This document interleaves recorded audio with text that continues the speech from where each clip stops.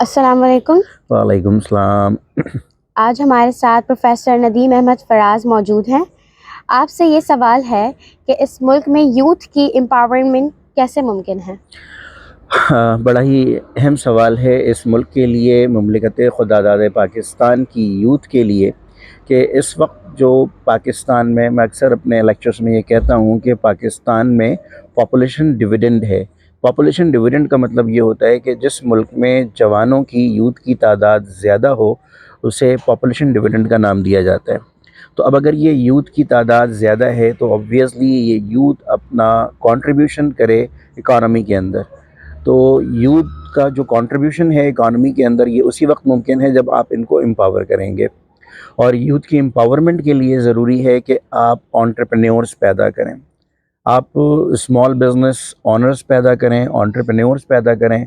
और एंटरप्रेन्योर्स पैदा करने के लिए ज़रूरी है कि आप उनके स्किल्स को सेट करें, इनके जहनों को कारोबारी रंग दें। कारोबारी मौक़े बेशुमार मौजूद हैं, नेशनली भी और ग्लोबली भी, लेकिन उसके लिए ज़रूरी है कि हमारी यूथ जो है वो अपने स्किल्स को सेट करे।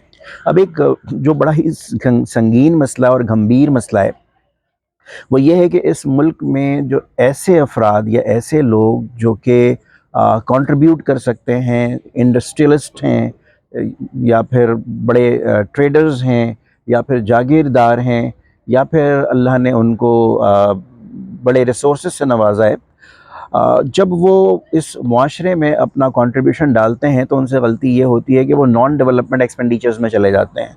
जिस तरह मैं बिल्कुल सख्त मुखालिफ हूँ इन चीज़ों से कि आप इस मुल्क में जो जवानों को मछली खिलाने के बजाय मछली पकड़ने के तरीक़े सिखाएं। तो बहुत ही माज़रत और बहुत ही अदब से मैं कहना चाहूँगा कि जो नाम नेहाद इस तरह की तंजीमें हैं जो कि ये दस्तरखान लगाती हैं, या फिर उस दस्तरखान के अंदर जो ब्रांडिंग हो रही है, इंडस्ट्रीज़ की मार्केटिंग हो रही है, सेठों की मार्केटिंग हो रही है। शुतुरमुर्ग का जो है वो कॉन्सेप्ट आपने सुना है कि इस वक्त जो है वो ज़ुबान ज़दाम है।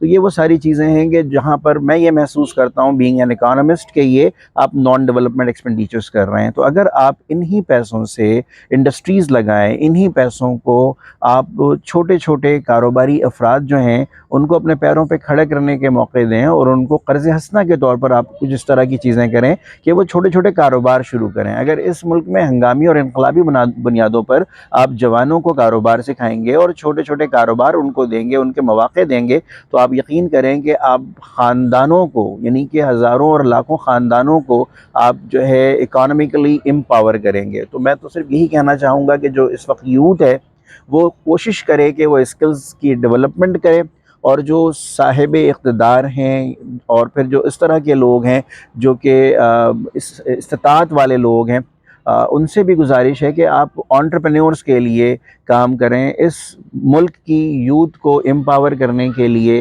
काम करें, और कोई डेवलपमेंट और प्रोडक्टिव और कंस्ट्रक्टिव थॉट के साथ आएँ। Thank you very much.